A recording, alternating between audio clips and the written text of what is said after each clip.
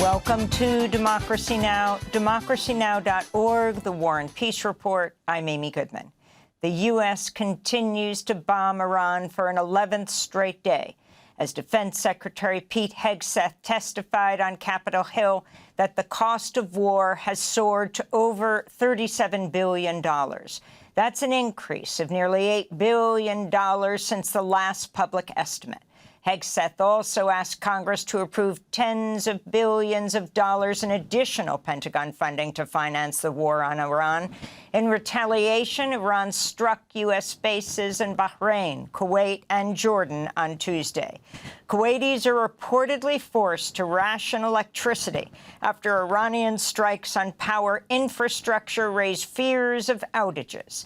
This comes as far-right Israeli Finance Minister Bezalel Smotrich said Israel has no interest in joining U.S. military operations against Iran. The U.S. reportedly requested Israel stay out of the most recent conflict while negotiations were ongoing, following a so-called ceasefire agreement brokered last April. Meanwhile, the Trump administration is set to announce that it's reached a deal with Saudi Arabia that could allow the country to enrich its own fuel for nuclear reactors. This is President Trump speaking from the Oval Office Tuesday. Iran is bigger. It's a more complex situation, but we're probably doing equally as well if you look at the damage that's been done. And again, as I said to the young man that just posed the question over here, if we left today, it would take them decades to rebuild, and I don't believe they could ever rebuild. And honestly, they haven't seen anything yet. We've been nice. Yemen's Houthi rebels are warning shipping companies that their tankers risk being attacked if they use Saudi Arabian ports. This comes after the Houthis announced the closure of the Bab el-Mandab Strait to Saudi ships in retaliation for the kingdom's blockade on Yemen. 2 oil tankers that were reportedly loaded with Saudi crude oil en route to China and India Tuesday were forced to divert towards the Suez Canal. In Gaza, the Israeli military is moving to quickly build a giant barrier separating the portion of the Gaza Strip it controls from the rest of the enclave. In recent months, more than 23 kilometers, about 14 miles, have been constructed. Israel currently controls just over half the territory. This comes as an Israeli airstrike killed a family of 6, including 4 children in Gaza City on Tuesday. Since last October's so-called ceasefire, more than 1,100 Palestinians have been killed in Israeli attacks. In Lebanon, 3 villages in the south will be the first to implement the framework agreement brokered between Israel, Lebanon, and the U.S. Under the deal, the Israeli military is set to retreat from areas it occupies in southern Lebanon to allow the Lebanese military to take over and oversee the disarmament of Hezbollah. This is Ali Allah, who's a resident of the southern Lebanese town of Zohar al-Gharbiyeh. We are waiting for the Army's decision to allow the residents to enter the town, as the Army promised that once the engineering regiment finishes its work, the residents may be allowed to enter. But so far, as we've been told, the engineering regiment hasn't finished yet because there are explosive devices and unexploded ammunition. Meanwhile, President Trump Tuesday said he would allow U.S. carriers to resume direct flights to Lebanon more than 40 years after the U.S. suspended the route following the hijacking of a U.S. passenger plane back in 1985. A 3-judge federal appeals panel has overturned a lower court's ruling that ordered the release from ICE custody of Palestinian rights activist Mohsen Madawi in a ruling that could allow the Trump administration to rearrest the Columbia University graduate.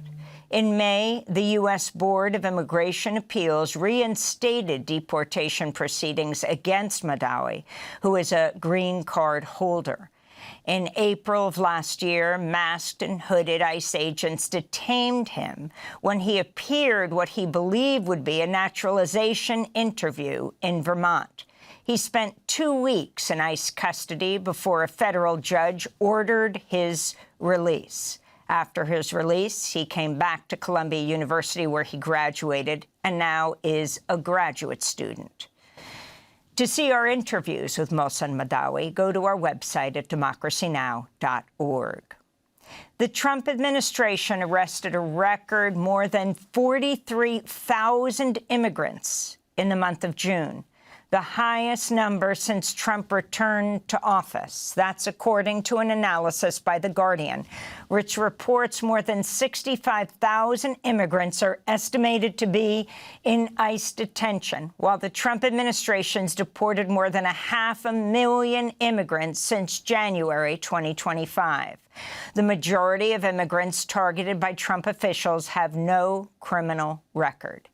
In related news, Time magazine reports the Trump administration's planning to expand immigrant detention across over a dozen locations nationwide, including the Virgin Islands and Guantanamo Bay, the U.S. military base in Cuba. This comes as Citizens Bank has announced it will officially begin to cut ties with two of the nation's largest private operators of ICE jails, GEO Group and CoreCivic, amidst growing calls to boycott the bank over its financing of the two for-profit prison companies. To see our interview on the subject, go to democracynow.org. In Texas, a federal judge has prohibited Trump's Homeland Security Department from deporting one of the key witnesses in the fatal shooting of Lorenzo Salgado Araujo, the 52-year-old Mexican father of three, killed by an ICE agent July 7th in Houston. The order comes in the case of Jose Trinidad Rojas, who was in Salgado Araujo's van at the time ICE killed Araujo. Rojas is from Mexico and has lived in the United States for over 25 years, since 1998. The two other passengers in the van the morning of the fatal shooting, Daniel Tirado Pantoja and Salgado Araujo's younger brother Victor, have also filed petitions to be released from ICE custody. To see our coverage of the case, go to democracynow.org. A federal judge Tuesday temporarily blocked the Trump administration from revoking work permits for tens of thousands of asylum seekers and immigrants with temporary protected status, known as TPS. U.S. District Judge Nathaniel Gorton said in his decision, quote, "The consequences faced by plaintiffs are potentially severe." Judge Gorton is expected to issue another ruling on August 5th.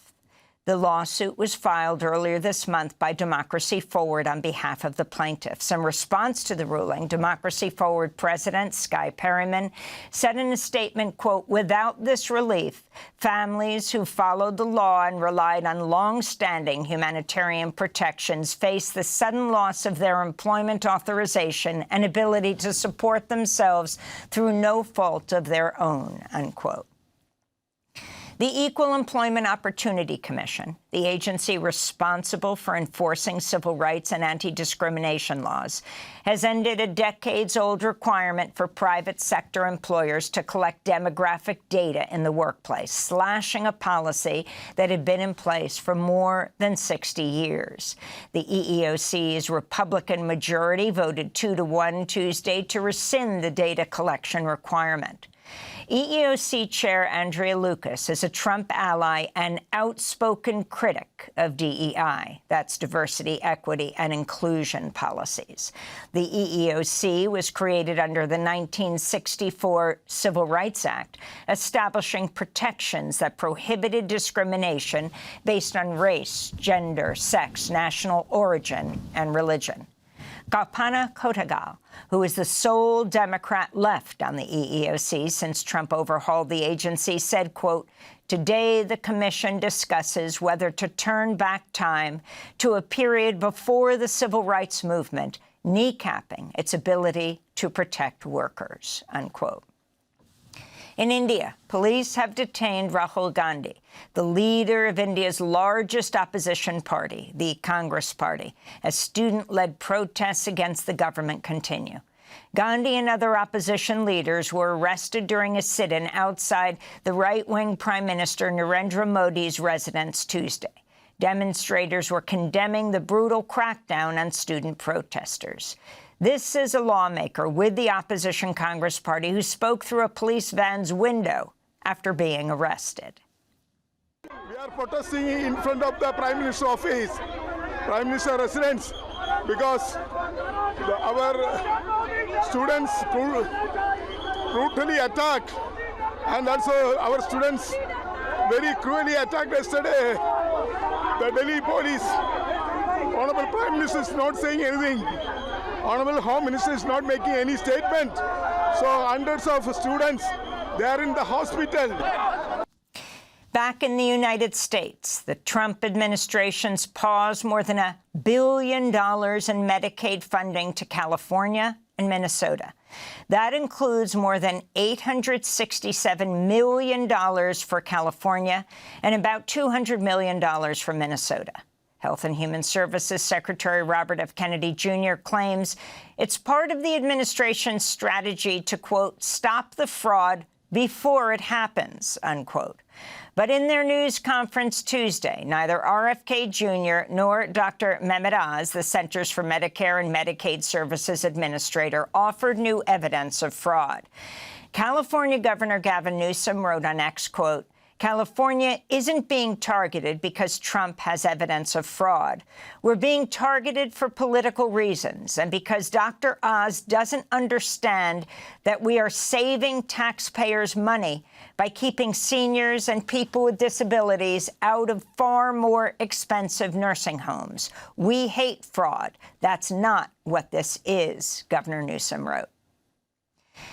Several U.S. states are facing an outbreak of diarrhea caused by cyclospora, a parasite that contaminates fresh food or water. Thousands of people, many in the Midwest, have fallen sick with severe diarrhea. On Saturday, the FDA announced that lab tests had confirmed cyclospora contamination in iceberg lettuce from Mexico. The company, Taylor Farms, has recalled several lettuce products after health officials linked it to the outbreak. In a press conference Tuesday, Health and Human Services Secretary Robert F. Kennedy Jr. claimed the outbreak was under control. In France, lawmakers passed a bill banning social media for children under the age of 15. The legislation also bans students from using mobile phones in schools. France is the second country to introduce a social media ban for children, following Australia. And in Kenya, Pan-African feminist educator and advocate Njoki Jehu passed away at her home in Nairobi on Saturday. She was a committed Kenyan grassroots organizer and activist who played a pivotal role building the Fight Inequality Alliance movement. Njoki Jehu notably led the 50 Years is Enough campaign here in the United States, marking the 50th anniversary of the World Bank and the IMF, denouncing their neoliberal policies and catastrophic impacts on communities in the Global South. The Fight Inequality Alliance said in a statement, quote, Njoki was a visionary leader whose wisdom, conviction, and generosity shaped our movement in countless ways across Africa and globally. To see our interviews with Njoki Jehu over the years, go to democracynow.org. And those are some of the headlines. This is Democracy Now!, democracynow.org, The War and Peace Report. Thanks for watching Democracy Now! On YouTube. Subscribe to the channel and turn on notifications to make sure you never miss a video. And for more of our audience-supported journalism, go to democracynow.org, where you can download our news app, sign up for our newsletter, subscribe to the daily podcast, and so much more.